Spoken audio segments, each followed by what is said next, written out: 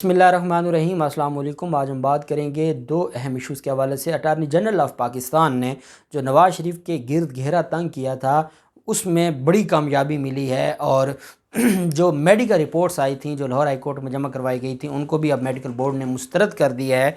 बड़ी अहम तफसीलात हैं जो मैं आपके साथ शेयर करने जा रहा हूँ। साथ हम बात करेंगे रावलपिंडी रिंग रोड मंसूबा जिसमें करप्शन हुई थी अरबों रुपए की, और ये पाकिस्तान तहरीक इंसाफ की ही हुकूमत थी जो सारे के सारे मामले में फेयर तरीके से इंक्वायरी करवाई और जो जो ज़िम्मेदारान थे उनके ख़िलाफ़ कार्रवाई हुई। अब उस मामले में मज़ीद पेशरफ्त हुई है और नई रिपोर्ट सामने आई है, वो भी मैं आपके साथ शेयर करूँगा। पहले मैं आपको बताता चलूँ कि लाहौर हाई कोर्ट ने एक अहम फ़ैसला जारी किया है, और वो ओवरसीज़ पाकिस्तानियों के हवाले से जो उनके पासपोर्ट ब्लैक लिस्ट कर दिए जाते थे उस कानून के हवाले से, उस कानून को कलअदम करार देने के हवाले से है। उस पर भी जो फ़ैसला आया है उसकी तफसीलात भी मैं आपके साथ शेयर करूँगा।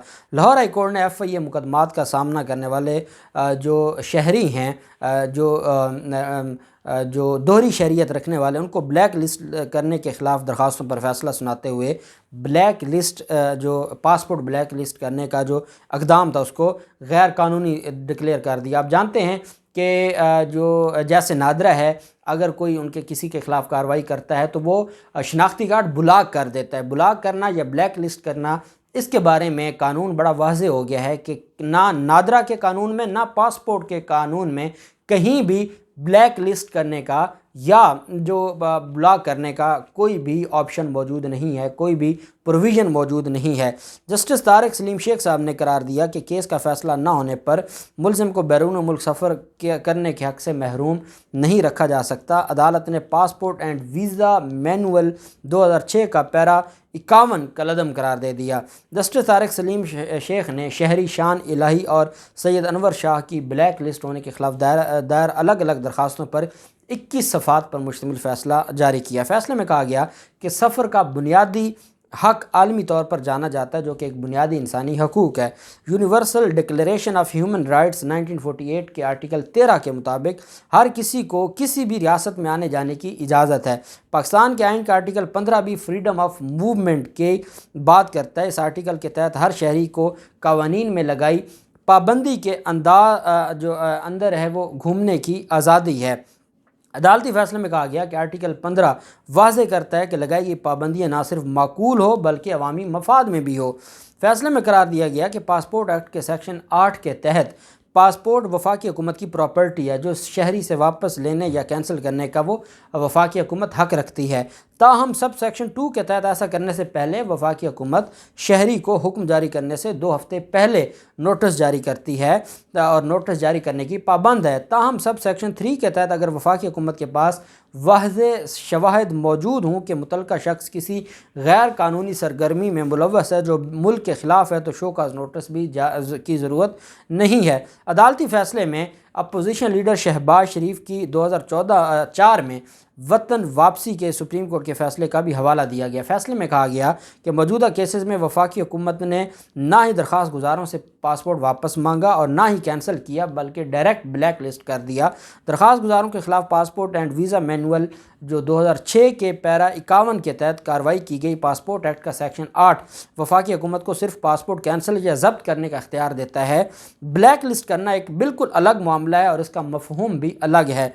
जस्टिस तारिक सलीम शेख साहब ने फ़ैसला दिया कि वज़ारत दाखिला ने मैनुअल पासपोर्ट और वीज़ा प्रोसीजर इशू किया, और पासपोर्ट सेक्शन 13 वफाकी हुकूमत को ऑफिशियल जो गज़ट के ज़रिए रूल्स बनाने का इख्तियार देता है, जबकि ये हुकूमत को महकमों और दफातर को बेहतर अंदाज में चलाने के लिए नोटिफिकेशन जारी करने का भी इख्तियार देता है। ये भी तयशुदा है ऐसे नोटिफिकेशन और हदायत आइन से मुतसादिम नहीं होने चाहिए। फ़ैसले में कहा गया कि पासपोर्ट रूल्स 1974 भी पासपोर्ट एंड वीज़ा मैनुअल 2006 के पैरा 51 के हवाले से खामोश है, लिहाजा पैरा 51 गैर कानूनी करार दिया जाता है। फ़ैसले के मुताबिक डिप्टी अटारनी जनरल ने बयान दिया कि पैरा 51 को कलअदम करार देने के असरात खौफनाक होंगे, تاہم عدالت نے واضح کیا کہ اس نے کیسز کا فیصلہ قانون کے مطابق کرنا ہوتا ہے۔ فیصلے میں کہا گیا کہ ایف آئی اے نے بیان دیا کہ انہوں نے اسپیشل سینٹرل کورٹ کے کہنے پر بلیک لسٹ کیا، جبکہ اسپیشل سینٹرل کورٹ نے واضح کیا کہ ایسا کوئی حکم جاری نہیں کیا گیا۔ اس بات سے انکار نہیں کیا جا سکتا کہ عوامی مفاد کے لیے انصاف کرنا ضروری ہے، تاہم ہر کیس کے حقائق الگ ہوتے ہیں اور وفاقی حکومت ایسے ہی پاسپورٹ کینسل، ضبط اور بلیک لسٹ نہیں کر سکتی۔ انتہائی اقدام سے پہلے ہر کیس کا مکمل جائزہ لیا جاتا ہے۔ اب بیسیکلی اس میں یہ کہا گیا ہے کہ آپ نے ایک تو بلیک لسٹ کا قانون نہیں ہے، اگر حکومت کو کچھ لگتا ہے تو وہ واپس لے سکتی ہے، وہ ضبط کر سکتی ہے، وہ کینسل کر سکتی ہے اور ان کو شوکاز جاری کرتی ہے۔ شوکاز جاری کر کے ان سے سوال پوچھا جاتا ہے، ان کو باقاعدہ ان سے جو ان کے غیر قانونی اقدامات ہیں ان کو اپنی بات کہنے کا موقع دیا جائے اور اس کے بعد کارروائی کی جائے۔ یہ نہیں ہے کہ آپ ڈائریکٹ کارروائی کر دیں۔ یہ بیسیکلی اس میں جو کوشچن آف لا تھا اس کو ڈسکس کیا گیا اور کہا گیا کہ آپ جس طریقے سے یہ معاملات کرتے ہیں اور آپ اگر اور یہ پروسیس اڈاپٹ کرنے میں کیا حرج ہے، اگر آپ سمجھتے ہیں کہ کوئی غیر قانونی کام میں ملوث، آپ اس کو نوٹس جاری کر دیں، ایک فارمیلٹی آپ اس کو نوٹس جاری کریں، اس کا جواب ہے وہ آ کر آپ اس کی جو کنٹینشن ہے وہ لکھ دیں اور آپ اس کے بعد قانون کے مطابق فیصلہ کریں۔ آپ معطل بھی کر سکتے ہیں، آپ ضبط بھی کر سکتے ہیں، واپس بھی لے سکتے ہیں۔ تو آپ وہ کام کریں جو قانون میں لکھا ہوا ہے، جو کام قانون میں نہیں لکھا ہوا وہ آپ نہ کریں۔ یہی وجہ ہے کہ یہ 21 صفحات پر مشتمل ایک بڑا فیصلہ جاری کیا اور عدالت نے کہا کہ اس فیصلے پر عمل درآمد ہونا چاہیے۔ پھر راولپنڈی رنگ روڈ منصوبے کے حوالے سے 2 ارب روپے سے زائد کی مبینہ کرپشن کا انکشاف ہوا ہے اور یہ جو راولپنڈی رنگ منصوبے کے 2 لوپ راولپنڈی اور اٹک میں قومی خزانے کو اربوں روپے کا جو نقصان پہنچایا گیا ہے اس کے حوالے سے اینٹی کرپشن حکام کی نئی رپورٹ سامنے آئی ہے۔ رنگ روڈ منصوبے میں جو اٹک رنگ روڈ منصوبے میں شامل ہی نہیں تھا، لیکن پھر بھی سابق کمشنر محمد محمود نے member planning and development doctor Farrukh Naveed سے مل کر زمین حاصل کرنے کے لیے یہ پرائیویٹ کمپنیوں کو 2 ارب 3 کروڑ روپے دے دیے۔ اینٹی کرپشن حکام کے مطابق سابق commissioner Muhammad Mahmood, project director Wasim Tabish اور ڈپٹی ڈائریکٹر عبداللہ گرفتار ہوئے، جن کی بعد میں ضمانت ہو گئی۔ ایک ملزم عبداللہ بیرون ملک فرار ہے، جبکہ member planning and development doctor Farrukh Naveed کے خلاف محکمانہ کارروائی کے لیے چیف سیکرٹری کو خط لکھا جا چکا ہے۔ ڈی جی اینٹی کرپشن گوہر نفیس کے حوالے سے کہنا ہے کہ ملزمان نے 2020 میں راولپنڈی اور اٹک میں رنگ روڈ کے لیے غیر قانونی طور پر زمین خریدی۔ 2021 میں مقدمہ درج ہوا، تینوں ملزمان کے خلاف تحقیقات مکمل کر کے چالان عدالت میں جمع کروا دیا گیا ہے اور ان کا یہ کہنا ہے کہ راولپنڈی رنگ روڈ منصوبے میں جو اٹک کو شامل کیا گیا تھا اس کا کہیں منصوبے میں ذکر نہیں تھا، لیکن انہوں نے صرف اٹک کو شامل کر کے غیر جو پرائیویٹ کمپنی ہیں ان کو 2 ارب 3 کروڑ روپے دے دیے۔ صرف اٹک کو منصوبے میں شامل کرنے پر پرائیویٹ کمپنیوں کو 2 ارب 3 کروڑ دیے گئے۔ باقی جو فراڈ ہے وہ الگ ہے، جس پر جو محکمہ اینٹی کرپشن ہے انہوں نے چلان سبمٹ کروا دیا اور ان کا یہ کہنا ہے کہ جو کیس ہے وہ عدالت میں پینڈنگ ہے اور عدالت میں قانون کے مطابق فیصلہ ہوگا۔ ہاں، لاہور ہائی کورٹ میں اس معاملے پر سوالات اٹھے تھے اور اینٹی کرپشن کا جو دائرہ اختیار ہے اس کے اوپر بھی سوالات اٹھے تھے، جب ضمانت منظور ہوئی تھی اس پر بھی سوالات اٹھے تھے، لیکن الٹیمیٹلی ان کے خلاف جو انویسٹیگیشن ہے وہ اپنی حد تک مکمل ہے اور جو فورم ہے اس کے اوپر اس کی کارروائی ہوگی۔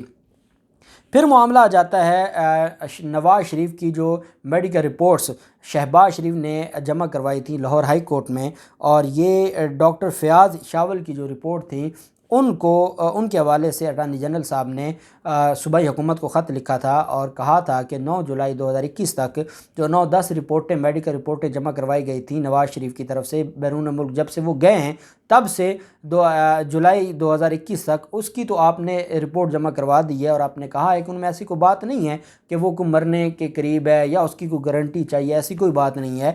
جو نئی رپورٹ شہباز شریف کو خط لکھا اور اس خط کے بعد شہباز شریف کو کہا گیا تھا کہ 10 دن کے اندر اندر آپ جمع کروائیں، شہباز شریف نے وہ جمع کروائی۔ جو ڈاکٹر فیاض کی رپورٹ ہے اس پر اٹارنی جنرل صاحب نے خط لکھا تھا صوبائی حکومت کو کہ اس کا بھی آپ جائزہ لے کر مجھے رپورٹ دیں، تاکہ پھر ہم اس فائنل رپورٹ کو مد نظر رکھتے ہوئے پھر ہم ڈائریکٹ ہائی کورٹ میں جائیں۔ اس پر جو میڈیکل بورڈ ہیں انہوں نے نواز شریف کی تازہ رپورٹس کو بھی ناکافی قرار دے دیا ہے۔ سینئر ڈاکٹروں نے 9 رکنی بورڈ نے سابق وزیر اعظم نواز شریف کی صحت سے متعلق ڈاکٹر فیاض شاول کی رپورٹ کو نامکمل قرار دے دیا ہے۔ اے جی آفس، اٹارنی جنرل آفس کے خط کے بعد میڈیکل بورڈ نے نواز شریف کی تازہ جو رپورٹس ہیں اس سے متعلق محکمہ صحت کو اپنی جو رپورٹ اور رائے ہے اس کے حوالے سے آگاہ کر دیا ہے۔ ذرائع کے مطابق بورڈ نے کہا کہ دیگر طبی رپورٹ محض ایک ڈاکٹر کی رائے ہے جس کے ساتھ لیب رپورٹ منسلک نہیں کی گئی۔ بورڈ کو مریض کی طبی صورتحال سے متعلق مستند لیب یا ادارے کی رپورٹ نہیں ملی۔ یہ صرف ایک ڈاکٹر کی اوپینین ہے اور یہ کسی بھی اتھارٹی، کسی بھی ہاسپٹل، کسی بھی مستند جو لیب ہے اس کی رپورٹ نہیں ہے۔ اس وجہ سے اس سے کوئی پتہ نہیں چلتا اور اس کی کوئی قانونی حیثیت نہیں ہے۔ اب یہ میں نہیں کہہ رہا، یہ 9 رکنی سینئر ڈاکٹرز کا بورڈ ہے، یہ پنجاب حکومت کا وہ ڈاکٹرز ہیں جنہوں نے نواز شریف کو بھجوانے میں تو اپنا کردار ادا کیا تھا۔ اب ان کو پتہ ہے کہ وہ واپس تو آنے والے ہیں نہیں، اس وجہ سے اب واقعی قانون کے مطابق رپورٹیں بنا رہے ہیں اور اب وہ کہہ رہے ہیں کہ جو یہ رپورٹ دی گئی ہے لاہور ہائی کورٹ میں، یہ محض ایک ڈاکٹر کی رائے ہے جس کے ساتھ لیب رپورٹ منسلک نہیں کی گئی۔ بورڈ کو مریض کی میڈیکل صورتحال سے متعلق مستند رپورٹ لیب یا ادارے کی رپورٹ چاہیے جو نہیں دی گئی، جس سے یہ واضح ہوتا ہے کہ یہ جو رپورٹ ہے یہ ناکافی ہے اور اس کی کوئی قانونی اہمیت نہیں ہے، اور اس بنیاد پر یہ نہیں کہا جا سکتا کہ نواز شریف کا بیرون ملک رہنا ضروری ہے۔ اور ان ساری چیزوں سے، ان ساری میڈیکل رپورٹ سے یہ بات واضح ہو گئی کہ اب لاہور ہائی کورٹ میں اٹارنی جنرل صاحب جو درخواست دائر کرنے جا رہے ہیں اس میں کیس کلیئر ہو گیا ہے کہ میڈیکلی وہ فٹ ہیں، وہ بدنیتی کی وجہ سے نہیں آ رہے ہیں، اور بدنیتی کے ایلیمنٹ کے حوالے سے شہباز شریف کے خلاف کارروائی ہو سکتی ہے۔ امید کی جا رہی ہے کہ اگلے ہفتے میں یہ درخواست دائر کی جائے گی۔ جو بھی تفصیلات ہوں گی آپ کے ساتھ شیئر کریں گے۔ اللہ پاک پاکستان کا مناصر ہو۔ بہت شکریہ۔ اللہ حافظ۔ پاکستان زندہ باد۔